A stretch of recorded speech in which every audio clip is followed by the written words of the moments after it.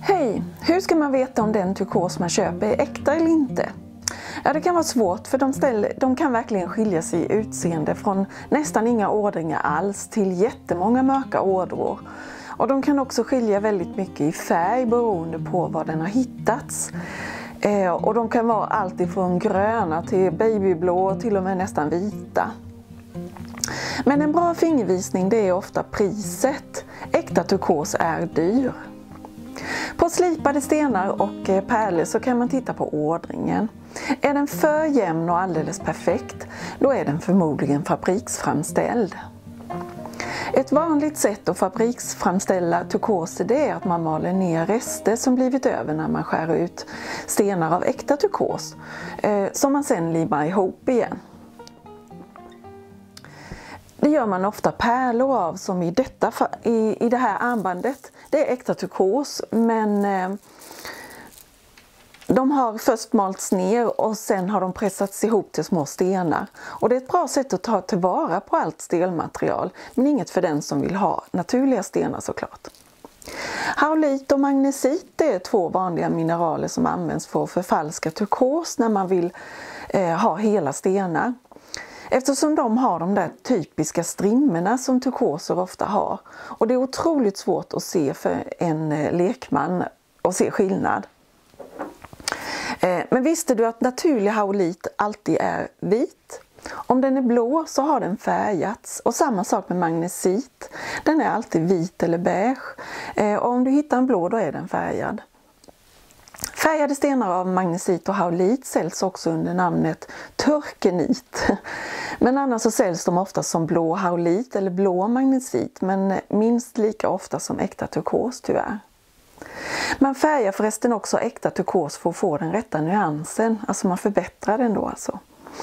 Misstänker du att din turkos inte är äkta så kan du skrapa med en nagelfil eller liknande, för då kommer det vita fram. Färgat så ligger färgen ofta ganska ytligt och har inte trängt in särskilt djupt i stenen, som i denna sten. Den har färgats och som du ser här så kommer det vita fram ganska fort när jag slipar. Men har du en äkta turkos så slutar det inte där.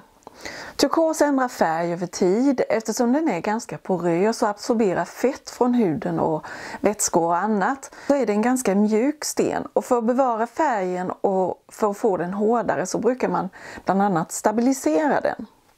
Stabilisering innebär att man fyller den porösa turkosen med epoxier eller akrylhatser, antingen genom att blötlägga den över en längre tid eller under tryck.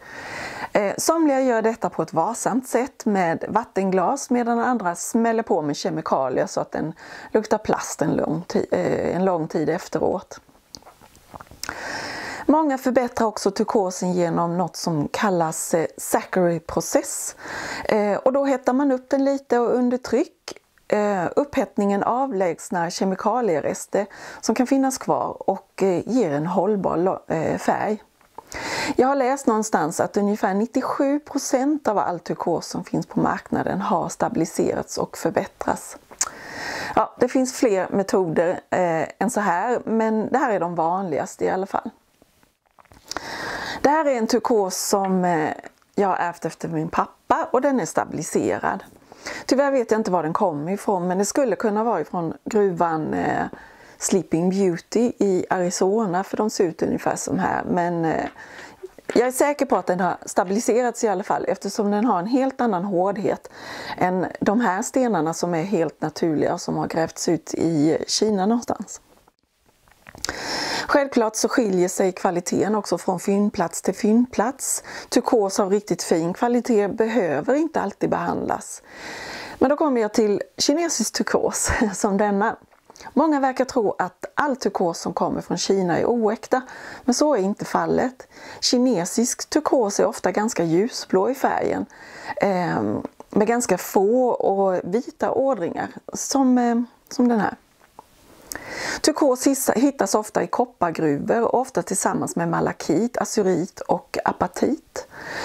Och finns bland annat i USA, Iran, Mexiko, Kina, Sinai, Afghanistan, Australien, Chile och Indien.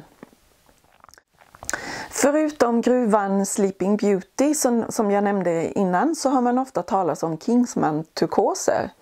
De har en helt annan karaktär än de från Sleeping Beauty och har ett rutmönster av ådringar.